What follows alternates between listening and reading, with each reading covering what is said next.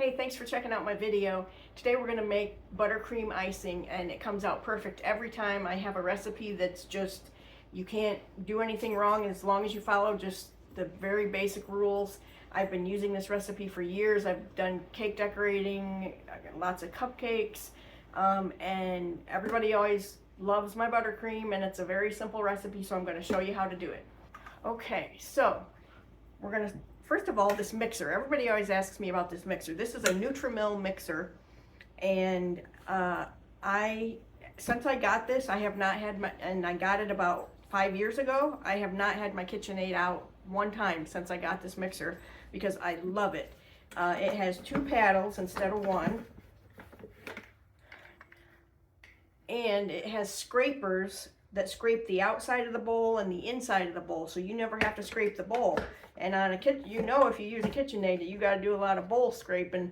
Not on this one. So I'll put a link down in the description if anybody's interested in it. It's called a Nutrimil Artiste, and it's 200 and something. I don't remember exactly, but it's less than a KitchenAid, and I love it 10 times more than KitchenAid. So enough on that. Okay, we're going to use 1 pound of butter, and that's 4 sticks. That's a whole box. And a lot of bakers only use unsalted butter, but I'm not one of those. The reason why is because aside from baking, I also do, you know, a lot of cooking. And I don't know if you've ever tasted unsalted butter. Like, say you went to a restaurant or something and they brought you bread, and this happened to me one time, that's why I'm talking about it. They brought us unsalted butter to go along with our warm bread, and you want to talk about a quick way to ruin some good bread is putting unsalted butter on it. I never realized how important the salt is in the butter until I ate some butter with no salt in it, and it tastes horrible. Okay, so that's been 3 minutes, and that was 1 pound of butter whipped for 3 minutes. I don't have to scrape the bowl because my mixer does that for me. And then you want to get a 2-pound bag of powdered sugar. These 2-pound bags are exactly the right amount for 1 batch of frosting. So, I mean, if you were, it makes a pretty good sized batch of frosting. So if you didn't need that much and you wanted to do half a batch, you just do 2 sticks of butter and half a bag. But I'm doing a whole batch right now because it freezes really well, and I'm going to be making a cake anyways, but even if I wasn't, I always make a full batch, and then I just freeze the leftovers, and then sometime when I need to make some cupcakes or something, I just pull it out, give it a quick whip, and it's ready to go. So what we're going to do is we're going to put this in a little at a time, like probably four batches all together until we're done. Oh, I forgot, got to put some vanilla in there too.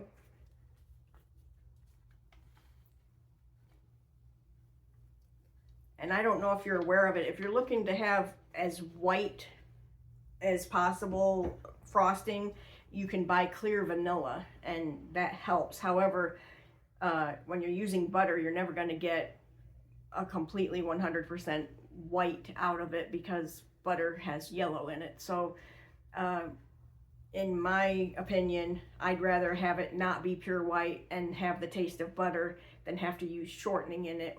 To me, that's just like grease. So I don't like frosting that's made with shortening. And a lot of the cakes that you get at the grocery store, sometimes Sam's Club, sometimes, you know, those kind of places, and it's pure white icing, that means it's made with shortening, because it couldn't be that white if it was made with butter, because butter's not white. So anyway, I like the taste of butter. I always use butter. And we're going to put it in 4 increments. I put the first one in there.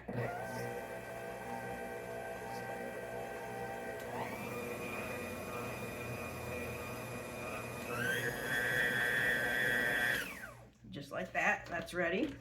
I'm going to put my second batch in here.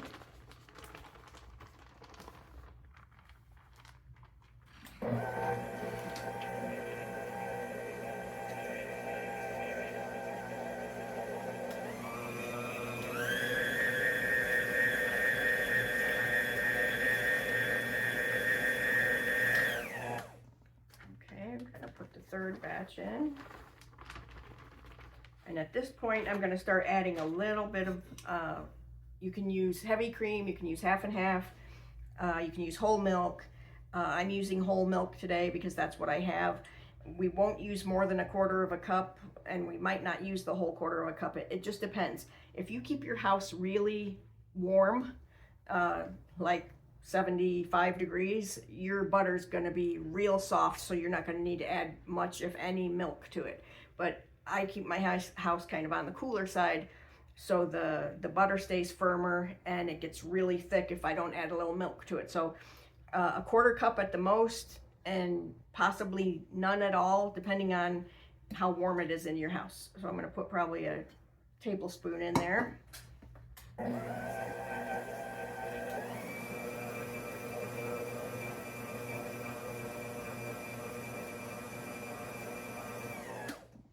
Now I'm going to put the last of the powdered sugar in there.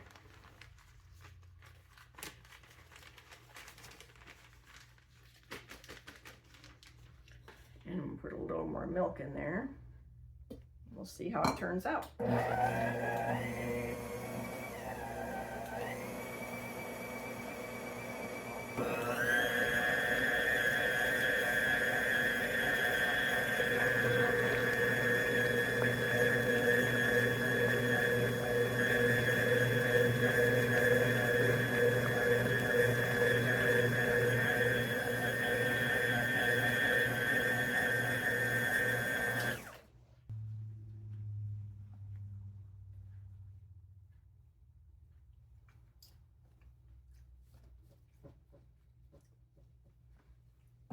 I think it needs just a little bit more milk. I'm not going to use the whole rest of it.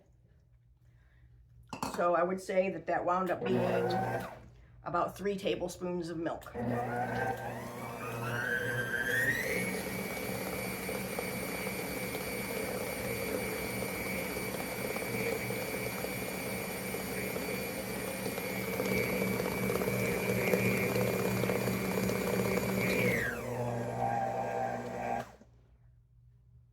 Okay, so that's it. That's the whole recipe. 1 pound of butter, 2 pounds of powdered sugar, a teaspoon of vanilla, and up to 4 tablespoons of milk. 1/4 cup is 4 tablespoons. I only used 3 tablespoons today, but some days I need only 2 tablespoons, and some days I need 4 tablespoons. It just depends on the humidity, how hot it is in your house. But you can't go wrong with this recipe because there's just nothing really that you can goof up on. So I am going to put a link to the recipe. I have a website with all my recipes.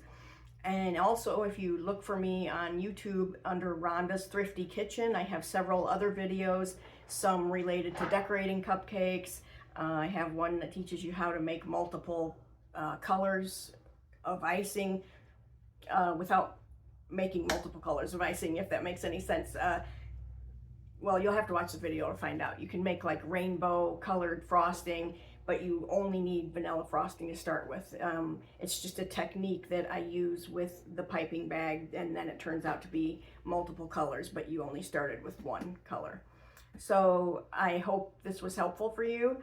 I'm going to also do a video on perfect cream cheese frosting, and I'm also going to do a video on perfect chocolate buttercream. So look for those as well. And do me a favor and hit that subscribe button. It's free to you, and it helps me to be able to make more videos. So thanks again for watching. Take care, and I'll see you soon.